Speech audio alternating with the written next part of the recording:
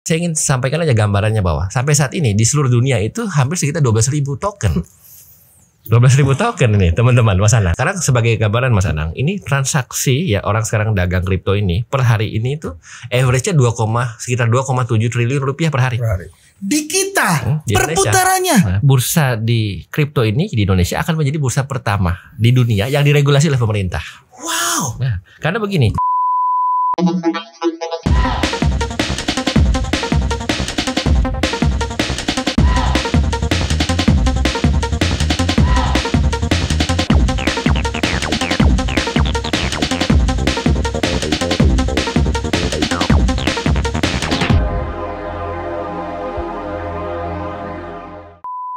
Ketemu lagi di Ngobrol Asik.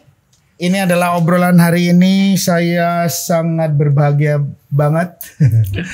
Ini adalah Mas Jerry Sambuaga, adalah wamen dari Menteri Perdagangan hadir. Hari ini yang kita bahas mudah-mudahan bisa berguna buat kita semua. Selamat pagi. Pagi Mas Anang, gimana? Mas Ilung juga adalah salah satu apa ya? Ini orang ini apa sih? Bingung gua. Mas Ilung kenalin aja deh ah. Developer kripto. Oh, developer. Ini adalah salah satu developer kripto yaitu EDM. Indonesia Digital Millennial Token. Yes. Jadi buat teman-teman, inilah orang-orang yang hari ini akan bicara tentang sebetulnya kripto itu seperti apa secara mudah aja supaya teman-teman juga memahami yang ada di seluruh Indonesia. Jadi gimana Mas kabarnya? Baik? Kabar baik, sehat-sehat. Mas Anang sehat? Alhamdulillah, aku punya waktu, sampean punya waktu. Iya, Aku selalu berharap ya Mas Ilung ya. Kita berharap ada Mas Jerry bisa hadir. Siap. Ini banyak pertanyaan. Sebenarnya kripto ini gimana sih Mas? Di Indonesia ini sebenarnya boleh, nggak boleh? Mudahnya itu gimana sih? Mudahnya ya. Jadi memang ini suatu fenomena ya yang lagi in dan hits ya. Betul. Dan tentunya kita melihat kripto ini selain hits dan in ya, tetapi juga banyak respon dari masyarakat khususnya generasi muda. Sangat. Ya, dan kita ingin memastikan. Jadi kalau memang ada antusiasme, lalu mungkin kondisinya juga lagi hits dan in dan banyak animo masyarakat tinggi, lalu bagaimana kita mengelola dan menyikapi kripto ini? Ini kan dia gitu. nih yang ditunggu. Ini dia. Ini jadi mungkin biar sekaligus juga menjawab pertanyaan Mas Anang dan juga pemirsa teman-teman banyak yang mau nanya kan. Jadi kripto itu adalah sesuatu yang di-treat atau di-define sebagai komoditas Mas Anang. Yes. Dan ini juga sesuai dengan undang-undang yang menyatakan adalah kripto adalah bagian dari komoditas. Ya. Sehingga kami selalu dari Kementerian Perdagangan melalui Bapepti, kami itu selalu menamakan kripto itu karena mendefine sebagai komoditas dan juga men-treat sebagai komoditas. Kami selalu bilang aset kripto.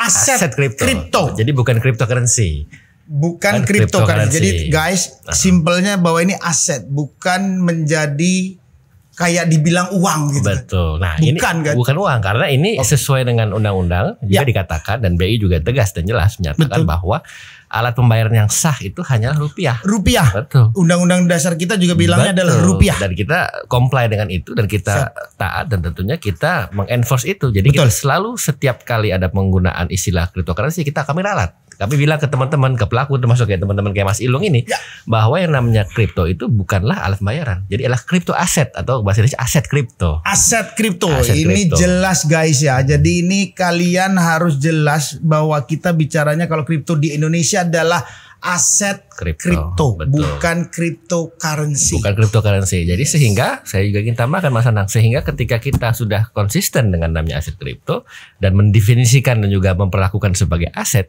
ya tentu pertama tidak bisa sebagai alat pembayaran, kedua ya banyak itu jadikan sebagai mungkin alat investasi ya. Untuk tuker, untuk perdagangan ya, sehingga kita memastikan itu adalah di bawah ranahnya Kementerian Perdagangan karena itu adalah sebuah aset komoditi dan kita kan juga punya Bapepti ya. Bapepti itu kan yang mengatur itu. Nah, sehingga kita juga ingin memastikan segala transaksi atau perdagangan atau kegiatan itu haruslah memang diorganize oleh sebuah bursa. Yes. Nah, yang akan nanti kami akan segera launching dalam mudah-mudahan waktu dekat, apa enggak tahun ini ya mungkin awal tahun depan. Jadi ini bursa milik pemerintah. Nah, bursa ini nanti kan kedepannya akan seperti kayak sekarang ada BND. Bursa ini apa efek? Bursa efek. Jadi itu kan swasta ya sebetulnya. Tapi tentu akan berkoordinasi dengan pemerintah. Akan kami juga pastikan bahwa semua kebijakan regulasinya itu kan berkesinambungan dan juga beririsan dengan pemerintah. Nah ini tapi ingin saya sampaikan kenapa kita perlu bursa Mas Anang. Karena ini juga sekaligus juga menjawab pertanyaan kepada publik ya. Karena kan selama ini kan tentu kita udah bisa nih ya trading kripto ya dengan beberapa pedagang-pedagang yang sudah ada. Yang sudah ada. Nah, tetapi lebih dari itu, selain kita memang ingin membentuk sebuah ekosistem yang sehat, kita juga menjalankan amanah undang-undang yang menyatakan tadi bahwa kripto itu adalah komoditi, dan kalau kita mau berdagang untuk komoditi harus di bursa. Nah, oleh karena itu kami bikin bursanya. Nah, bursanya itu nanti yang akan menjawab semua kejelasan tentang kripto ini, baik itu nanti transaksinya, perdagangannya dan seterusnya. Dan kita dengan adanya bursa itu akan lebih accountable, Mas Anang. Kenapa? Pasti. Orang jadi trust, ya kan? Ada pencatatannya, ada recordnya, ada custodiannya dan seterusnya, sehingga nanti ekosistem yang terbentuk dalam bursa itu akan lebih jelas. Setuju. Dan itu akan lebih aman dan nyaman untuk konsumen. Karena ini prioritasnya pembentukan bursa ini adalah untuk perlindungan konsumen. Jadi kalau perlindungan konsumen. Jadi udah masyarakat desa saya di Jember tuh nggak takut lagi. Cocok nanti kalau teman-teman Mas Anang nanti atau keluarga siapapun, kan, seniman di Jember nih kan banyak juga di desa saya, di desanya Mas Ilung, banyak juga. Tapi kalau bermainnya masih konvensional terus, sementara negara lain udah maju. Betul sekali, ini ya sekaligus juga menjawab tentang pertanyaan tadi konvensional. Betul, karena kita ingin membuat satu ekosistem yang modern, yang sehat ya. Good.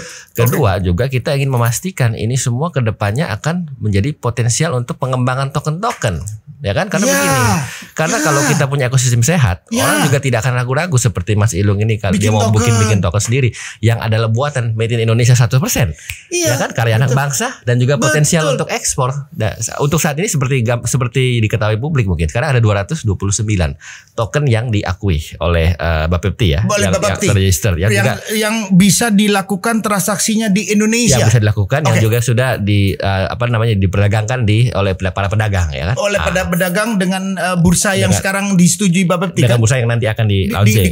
Tapi sampai sekarang untuk para pedagang sendiri mereka sudah bisa memperjualbelikan itu. Nah, tapi pertanyaannya adalah apakah cuma hanya 229? Tidak tertutup kemungkinan akan ada token-token yang lain. Nah, tetapi saya ingin sampaikan aja gambarannya bahwa sampai saat ini di seluruh dunia itu hampir sekitar 12.000 token. 12.000 token ini teman-teman, Mas Anang. Nah, apakah kita hanya stop di 29? Saya pikir dengan adanya bursa nanti akan dibentuk, yang nanti akan ada banyak pemangku kepentingan, stakeholders, para pedagang, konsumen, yang ekosistem lebih sehat.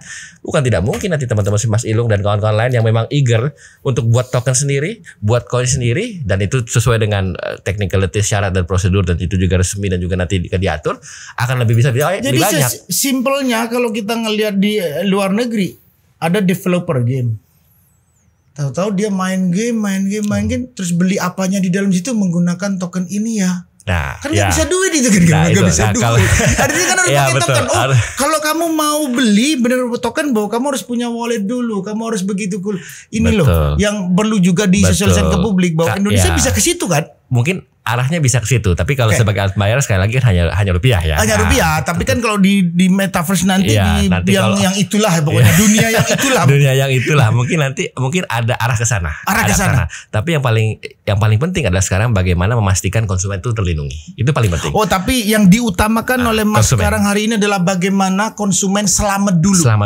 Selamat dan terlindungi, kepastian dan keamanannya. Karena begini, contoh ini amit-amit ya. Kalau sekarang kan belum ada bursanya. Jadi kan orang kan langsung dengan pedagang. Kan begitu kan, pedagang seperti ada teman-teman yang mungkin tahu ya apa aja sebut list pedagangnya yang mereka jual-jual token dan segala macam. Nah, itu sih sebetulnya oke, tetapi kan kita juga mengantisipasi segala kemungkinan. Jangan sampai misalnya pada saat si A beli sama si pedagang ini yang jual token, tiba-tiba mungkin kondisi kurang lagi bagus, ekonomi lagi nggak bagus, tiba-tiba ada di si pedagangnya mengalami kesulitan. Nah, kesulitan dia tiba-tiba nggak bisa dicari lagi. Nah, itu siapa yang dikejar? Hilang gitu. Hilang. Nah, tapi kalau dengan adanya bursa nggak bisa seperti itu. Jadi lebih akan ada ekosistem yang lebih terintegrasi, lebih sehat, dan lebih ada rekornya. Dan juga Mas Anang, ini juga bisa mencegah money laundry, bisa mencegah tindak pidana pencucian uang. Karena kan banyak juga mungkin ada mungkin disalahgunakan ya oleh oknum-oknum ya. Tapi kan kalau hari ini kita nggak cepat juga mengadaptasi ini dengan baik. Betul.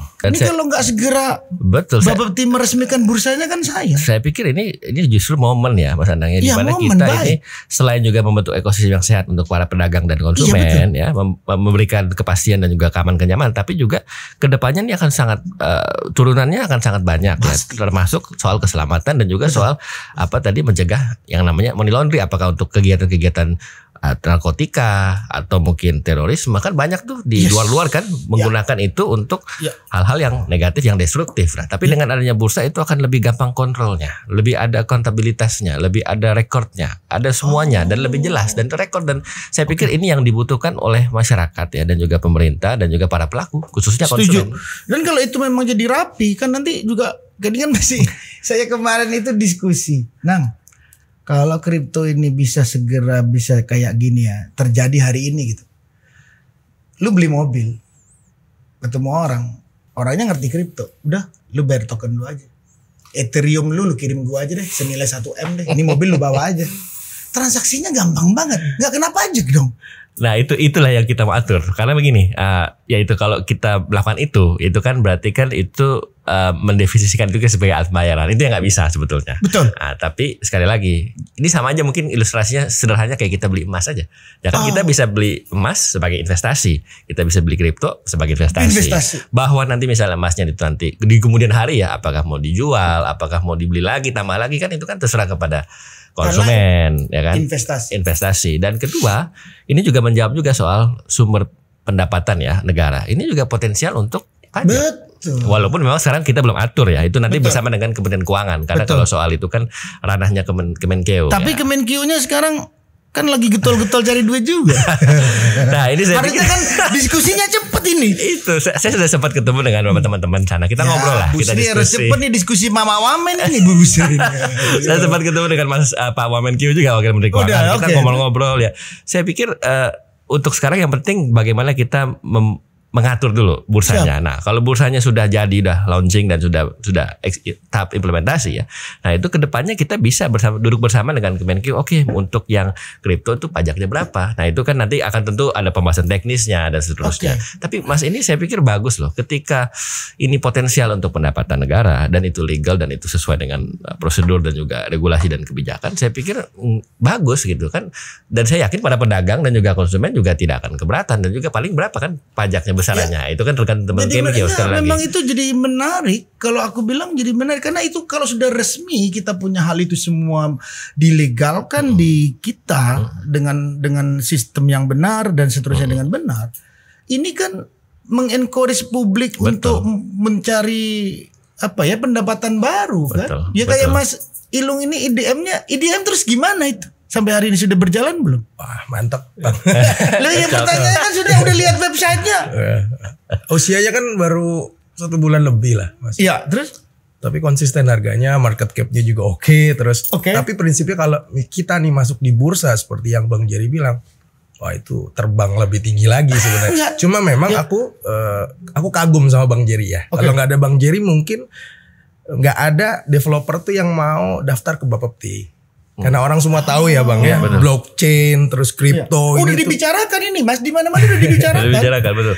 Sebelum ada Pak Jerry jadi Wamendak, saya pikir teman-teman di blockchain tuh ya underground aja. Nah, cuma pas kita lihat kok yang ini lebih bagus ya, lebih peduli sama teman-teman kripto. Jadi kita pikir saya ajak ke developer-developer lain. Nih ya, IDM nih habis launching langsung daftar Bapepti.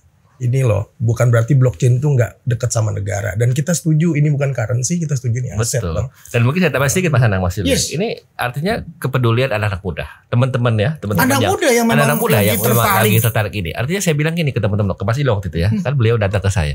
Gimana nih kita? Saya bilang oke, silahkan. Yang penting ikut prosedur, ikut peraturan, ikut regulasi. Saya bilang sampaikan ke Mas Ilung, oke, kalau memang mau trading kripto, ya silahkan daftar ke Bapepti, tokennya, koinnya kan, sehingga nanti itu bisa list di sana, terregister dan bisa juga di list di pedagang, sehingga nanti transaksinya itu akan lebih jelas ya. Nah, dan masyarakat jadi trusted juga, trusted. Oh ini jelas ini. Betul. Bukan yang tahu-tahu nggak jelas gimana. Bukan yang nggak jelas. Yang kan kasiannya kan yang di daerah ini, yang sekarang lagi euforia bicara kan ini. Loh Mas, ini di istilahnya ya di desa-desa Indonesia ini, yang anak mudanya sudah pegang gadget yang luar biasa ini, dia udah terinformasi dengan bisnis atau dengan cryptocurrency atau yang sekarang lagi mendunia juga bicara tentang NFT. Betul. Nah ini juga menarik nih. Kan NFT juga ini kan baru lagi nih NFT. Betul. Kayak tahu-tahu bahwa banyak yang di artis di dunia sudah menggunakan NFT, karya-karyanya ditaruh di NFT. Bahwa itu nggak bisa dibajak lah. Ini kan menjadi harapan banyak orang di Indonesia sebagai negara superpower budaya. Dan saya pikir ini juga untuk seniman ya, khusus seperti Mas Anang dan juga kawan-kawan yang lain ya, ketika menggunakan NFT ini sebagai salah satu platform, ya kan? Betul, saya sepakat dengan Mas Anang bilang, nanti kedepannya akan lebih rapi, ya kan? Akan lebih terdokumentasi, akan lebih ada recordnya, akan lebih aman ya. Mungkin nggak akan bisa tuh soal copyright, soal hak cipta, soal apapun itu, karena kan itu sudah dibuat dalam sebuah sistem yang lebih digital, yang lebih terpercaya. Yang memang masa depannya ke situ. Masa depan situ. Masa depan kita ke sana. Dan memang saya juga melihat ini juga balik lagi ke soal bursa tadi. Kalau memang ini di launching ya, Mas Anang dan Mas Ilung ya, ini bursa di kripto ini di Indonesia akan menjadi bursa pertama di dunia yang diregulasi oleh pemerintah. Wow. Nah, karena begini, banyak negara-negara mungkin yang ada yang nge-ban kripto ya, seperti salah satunya. Ada ya, ya memang ini buat teman-teman aja yang informasinya mungkin belum banyak ya, aku udah baca pernah diskusi dengan Mas Ilung juga dan teman-teman juga yang lagi aktif di cryptocurrency. Beberapa negara yang dulu setuju akhirnya sekarang mulai juga berhenti, nggak setuju. Tapi Indonesia akan konsisten. Nah, ini mungkin sedikit merespon Mas Anang. Kenapa ada satu negara yang mungkin karena nge-ban ya, saya tidak perlu sebut negaranya. Mungkin begini konsepnya, karena negara tersebut ya ada salah satu konsepnya akan mencoba melakukan itu sendiri. Contohnya begini, negara itu kan saya tahu dia ngeblok aplikasi chatting, ngeblok aplikasi search engine, ya kan, ngeblok beberapa hal yang dari luar. Begitu di dalam negerinya dia buat sendiri. Ya kan? Dia membuat masyarakat yang jumlahnya banyak itu, ya kan, sehingga nanti dia akan sebetulnya secara nasionalnya mereka, secara kepentingan nasional mereka itu bagus aja. Boleh-boleh saja. Boleh-boleh aja, nggak masalah. Nah, tapi ada juga negara yang setengah-setengah, dia tidak juga mengatur, tapi dia juga tidak memaksa, tapi dia juga mempersilahkan ya, seperti salah satu negara besar. Nah, kalau kita melihat ini kan bagus, marketnya bagus, antusiasme anak-anak mudanya oke, selama itu sesuai dengan regulasi dan prosedur, mengapa tidak? Dan sumber penghasilan untuk negara juga potensial, dan yang paling penting adalah membentuk ekosistem yang baik sehingga ini lebih terregulasi dan terintegrasi. Terlebih ya kan? Dan satu lagi dengan masyarakat kita yang majemuk dan memang paling besarnya adalah orang Islam, dengan kemarin kita bicara bahwa MUI mengeluarkan fatwa bahwa kripto haram gitu. Itu sebetulnya gimana sih supaya bisa dijelaskan oleh Mas Wamen sendiri, Mas Jerry? Enggak begitu, gini loh gitu. Supaya mudah. Kalau gitu. soal itu mungkin MUI yang lebih tepat menjawab ya, tetapi yang sudah ada di keluar mungkin diskusi dengan Mas Jerry. Tapi sempat diskusi kan, salah satu yang dibilang itu kan ketika itu dijadikan sebagai alat pembayaran. Oh, jadi kalau melawan undang-undang kemarin tentang bahwa Indonesia hanya rupiah ya. Nah, itu jangan terus beli rokok di depan rumah. Saya mau pakai, ya sudah gua kirim kripto ya, nggak begitu kan ya. Kita mendukung. Artinya kan kita justru setuju. mendukung pemerintah kan. Artinya tidak boleh sebagai alat pembayaran.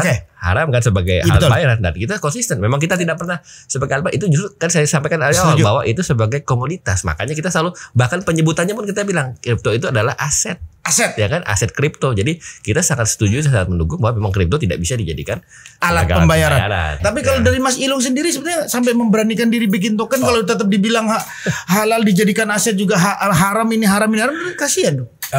Aku lihat bajunya Mas Anang terinspirasi sama pemuda zaman kemerdekaan, Mas. Jadi mereka memproklamasikan kemerdekaan, habis itu kita baru dapat kemerdekaannya beberapa tahun kemudian. Artinya anak muda ini yakin, ini cara kita dapat kesejahteraan yang baik. Ini cara kita dapat distribusi, kita bisa dapat cuan yang baik. Di saat pandemi itu semua naik. Orang trading tuh Bang segala macam. Bahkan timku. Jadi gara pandemi ini bermain kripto itu cuannya banyak. Banyak. Bareng pernah ketemu sama beberapa. Rizal ini gak pernah masuk kantor. Ada yang main. Ini main kripto terus. Dari mukanya kelihatan agak merah-merah. Merah mulu. Aku pernah kenalin ke Pak Wamen. Dia kelas berapa, masih SMA ya Bang? Dan dia punya pemasukan luar biasa, lebih dari 10 juta tiap bulan. Tiap bulan? Ya, kemarin waktu rame halal haram izin Pak Wamen itu, aku kebetulan sama Detik tuh kan dipertemukan sama presidium sidang waktu fatwa itu. Oh oke. Terus gimana? Itu gimana itu Mas? Saya bilang, saya sebagai developer tidak terusik, tapi saya dukung Umaro dan ulama. Tapi saya punya pendapat bahwa selama saya tidak melanggar Umaro, apa yang diperintahkan sama pemimpin di Republik kan katanya Berarti jangan pemerintah jadikan ya? ini alat bayar. Oke, pemerintah ya. Terus dipertegas lagi sama MUI juga, iya kalau alat bayar tuh nggak boleh. Nggak boleh. Satu, Oke, yang kedua kalau underlyingnya jelas, Yes. ada projectnya, Oke. developernya kelihatan, Jelas, orang-orangnya jelas. itu halal. Makanya waktu saya bikin token, saya rayu Pak Wamen, saya pengen buka diri saya sebagai developer, Betul. boleh nggak? Waktu Ask Me Anything-nya pertama kali Betul. Oke. undang Pak Wamen sekaligus mensosialisasikan bahwa ini crypto assets, no cryptocurrency. Bukan currency. Waktu di diskusi The Mentor Detik itu malah Presidium Sidang MUI-nya bilang, ya nanti kalau sudah kelihatan ini bagus segala macam, bisa jadi fatwanya berubah jadi halal. Bisa kok dilihat di The Mentor itu. Aku sebagai salah satu pesertanya perwakilan developer waktu itu. itu. Jadi sampai ke sana ya. Jadi kalau kalian di rumah habis bertani dapat duit, jangan beli sepeda motor. Bisa juga beli token aset kan? Bisa, Kan sangat kayak bisa. dulu Bitcoin itu awal keluarnya cuma 1 juta ya. Ya, bahkan Iya kan? bahkan Sekarang sampai $1. Sekarang 700 juta. Aku waktu ditawarin tuh nilainya 2 juta mas. Oh gitu ya. Aku ditawarin, Nang, lu gak mau beli Bitcoin? Apaan bro? Masa gue beli Bitcoin emang gue beliin apa ini kan? Gak ngerti. Sama Abdi juga diskusi. Iya dulu kita ditawarin gak mau Nang. Iya. Sekarang Sekarang udah naik banget tahu nilainya. 700 juta. Coba bayangin kalau kita hari ini punya 10 aja 7 miliar. Padahal dulu cuma beli 7 juta.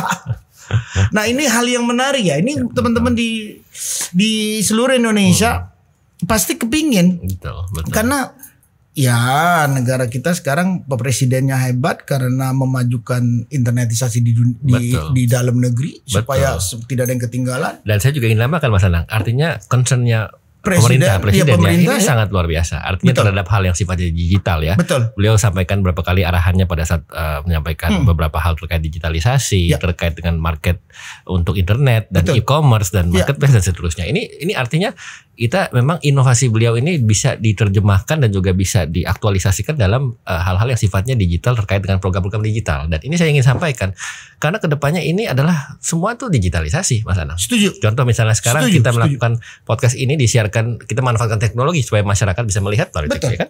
Kita webinar kita sekarang rapat-rapat virtual. Setuju. Ya kan? Kita mau transfer uang ke keluarga pakai mobile banking juga. Setuju. Pakai internet. Ya kan? Bahwa ini sebuah keniscayaan.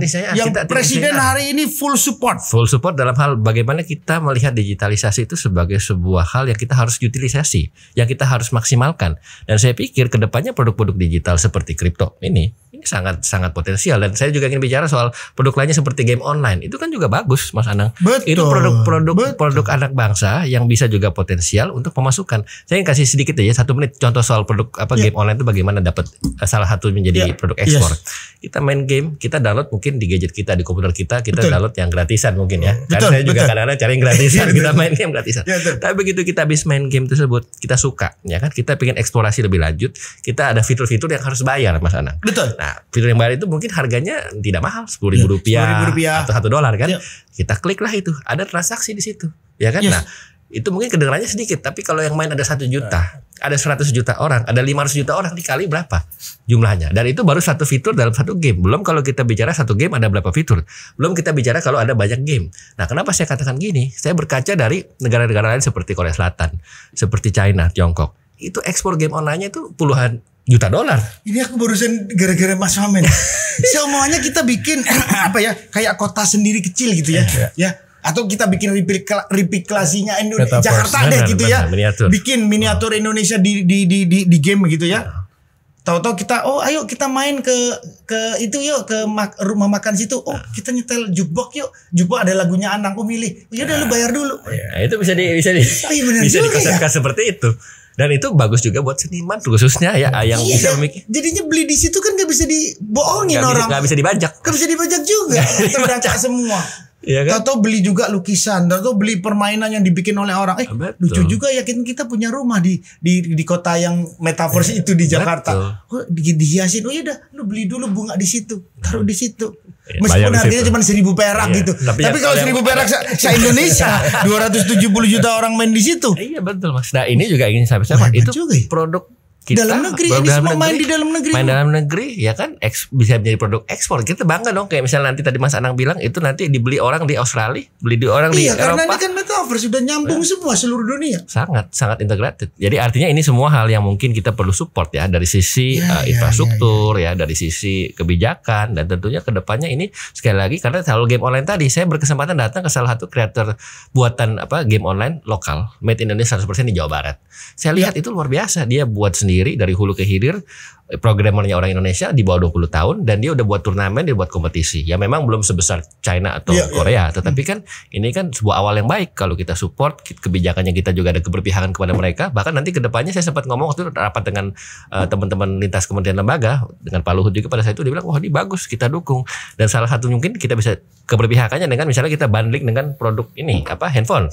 Kita handphone ada buatan Indonesia, kita banding game online-nya yang buatan Indonesia taruh situ. Oh iya itu ya. TKDN. Itu TKDN, tingkat komponen dalam negeri. Produk Indonesia, kita bangga buatan Indonesia. Jadi kita konkretkan. Mas bantuin gue dong bikin token dong. Ayo Mas. Langsung ya habis ini ya. DM ke Turki dulu gak? Mau dong. Bisa ya Mas ya? Enggak, soalnya kan kayak tadi aku mikir, kalau aku bikin toko sendiri di sana gitu ya, aku bisa jualan kueku, aku bisa jualan ini, terus ada teman titip bikin mau jualan apapun bisa lewat aku. Yaudah lewat aku, yuk aku jualin di situ lewat ntar pakai tokennya aku. Bisa ya kayak gitu bisa, ya? Bisa, sangat possible. Tinggal ini infrastrukturnya kita bangun. Jadi ini juga mungkin masukan juga buat teman-teman ya. Kadang-kadang kan kita kalau ya jaringan kadang suka susah internet. Nah, ini juga tantangan lah buat kita ya. Kan ya saya kerjanya banyak ke daerah ya Mas Anang. Beberapa daerah kan mungkin masih belum maksimal ya dari sisi jaringannya, infrastruktur. Nah itulah tugas kita semua untuk memastikan infrastruktur tersedia dengan baik. Dan makanya saya bilang tadi Pak Jokowi ini sangat mendukung.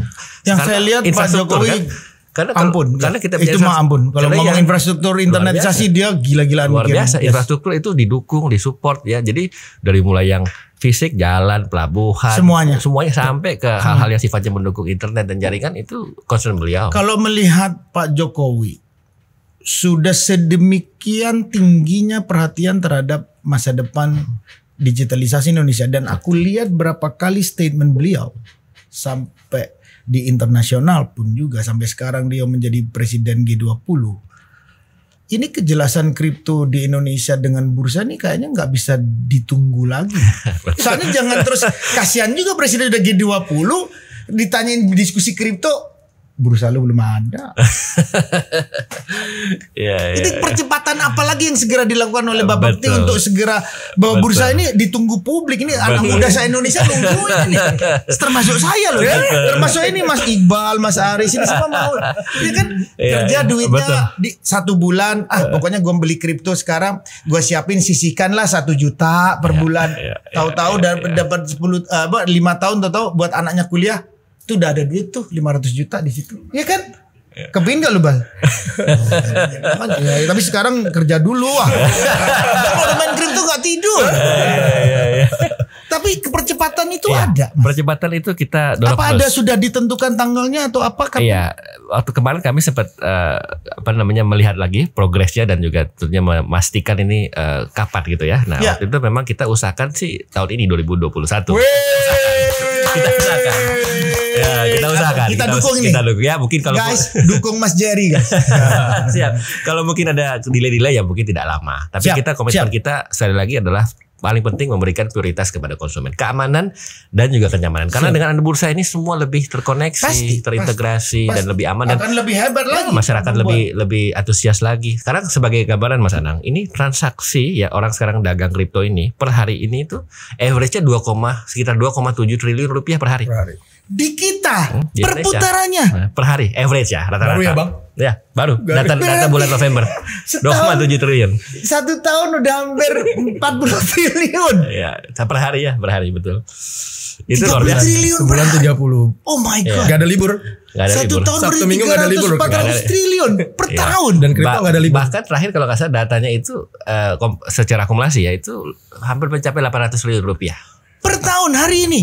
Kira-kira seperti itu. Nanti itu saya lagi kalau diambil 10% pajak teks negara itu sudah 80 miliar.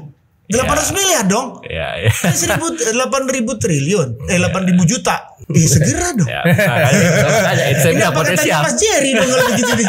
Potensial itu untuk pendapatan, dan itu saya yakin orang yang main kripto ya pada umumnya kan itu kan orang yang ya secara kemampuan mungkin sudah berkecukupan. Ya, jadi saya pikir saya tidak akan ada masalah kalau ya betul nggak para pedagang, para konsumen dan juga ini kalau misal pun akan dipajakin itu bagus untuk negara, legal sesuai dengan regulasi, dan saya pikir mereka nggak akan keberatan juga, dan itu kan sangat kontributif untuk memberikan kontribusi signifikan untuk mau daripada pajak yang mungkin kurang-kurang ini kan ya. Iya bisa berkontribusi jelas kayak tadi nilainya 800 miliar mau oke dong.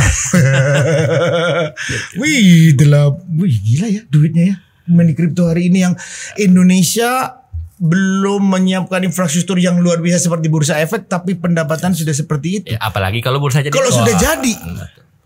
Kurang lebih seperti itu Mas. Jadi artinya ini hal yang saya pikir khususnya generasi muda ya ini sangat antusias. Data yang kami terima itu Mas Anang itu 90% itu di antara 20 sampai 30 tahun. Yang bermain. Kripto. Berarti masa depan anak muda Indonesia dengan platform baru kripto ini di Indonesia masa depan ini sangat cerah. Sangat cerah, sangat menjanjikan. Waduh. Ya. Dan saya pikir ini kita juga bagus ya, sekaligus hal-hal yang positif untuk anak muda daripada pikir yang mungkin hal-hal yang mungkin kurang produktif apa sekali. Ya tadi masa terus beli sepeda motor buat gaya-gayaan di pinggir jalan orang-orang kan mendingan buat waduh, gue lumayan juga ya kalau gue trading 30 menit gue dapat untung 500.000 1 juta per hari aja 1 juta 1 bulan 30 juta bro. Kalau hidup di desa gue 30 juta sebulan kerja apaan itu? Kan tradingnya cuma duduk ya kan, makan sebentar ngobrol sama teman-teman main trading. Pak Min sehat-sehat ya Pak Min. Sehat selalu. Ya harus ini kalau nggak sehat ini nggak cepet selesai. Iya siap. Loh beneran loh. Saya ini orang yang sekarang sudah menunggu bagaimana Pak Wamen benar-benar saya siap diminta untuk mendukung, saya mendukung. Makasih, karena saya juga bagian dari yang lagi menyuruh anak saya belajar. Si Azriel dia tertarik banget ya ke kripto. Ini bisnis apa sih kok teman-temanku tahu-tahu ada yang sebulan udah ambil tadi sama bapaknya loh. Kok bisa? Katanya aku. Iya, itu dagang di kripto itu boleh ini belajar kan saya. Oh boleh lah. Waduh. Iya sekarang lagi belajar. Yang mau belajar tapi bapaknya yang teleponin terus. Jadi Mas Jerry bahwa dalam waktu dekat pemerintah sudah sangat serius menggarap kripto ini untuk masa depan Indonesia. Betul. Kita komit, kita serius, kita ingin meregulasi ini dengan baik yang pada ujung-ujungnya adalah memberikan kepastian kepada konsumen, keamanan dan kenyamanan, dan tentunya yang lebih secara garis besar adalah membentuk ekosistem yang sehat untuk orang untuk berdagang kripto, baik konsumen dan juga para pedagang. Dan saya pikir ini salah satu yang paling penting karena kenapa? Ini sekali lagi kedepannya adalah sebuah hal yang menjanjikan, sebuah hal yang memang potensial. Ini semua kita tidak bisa terhindari dari digitalisasi, termasuk juga produk digital. Setuju. Sehingga saya pikir pemerintah melihat ini sebagai hal yang memang selain potensial juga bermanfaat ya untuk masyarakat ya, dan tentunya bisa mendapatkan salah satu juga peluang dan juga hal-hal yang sifatnya juga bagus untuk negara seperti tadi pendapatan dan juga ya mungkin nanti kita duduk bersama lah dengan Kementerian Keuangan ya. Iya kan itu ada peluang baru untuk anak muda Indonesia. Nggak hanya jadi penyanyi, nggak hanya jadi dokter, nggak hanya jadi ini ya kan. Betul sekali. Ada salah satu hal baru. Dan lebih khusus tadi yang Mas Anang bilang untuk kawan-kawan seniman ya. Iya yang di NFT nanti ya. Seperti salah satu artis yang juga mungkin sudah itu kan. Sudah. Ya sehari ini Mas. Iya. Tapi kalau Mas Anang masih lebih hits itu nanti. Iya. Lebih hits banget. Bisa lah 100 BUSD kalau Mas Anang. Tapi menarik memang yang dilakukan Syahrini kemarin dengan suaminya bahwa dia memperkenalkan karyanya masuk ke dalam NFT. Dan ini menjadi pembicaraan publik yang cukup menarik bahwa harapannya bahwa NFT juga bisa didiskusikan secara gamblang supaya masyarakat menjadi paham bahwa nanti dia berkarya di desa. Dia hanya terkoneksi dengan internet, dia siapin perangkat infrastruktur internet dengan baik. Dia nggak perlu trading kemana-mana, hanya di rumahnya dia berkarya, di foto aja. Habis itu orang mau beli barangnya silakan ada di sini. Kalau perlu gua kirim ke Amerika bisa gua kirim barang. Betul banget.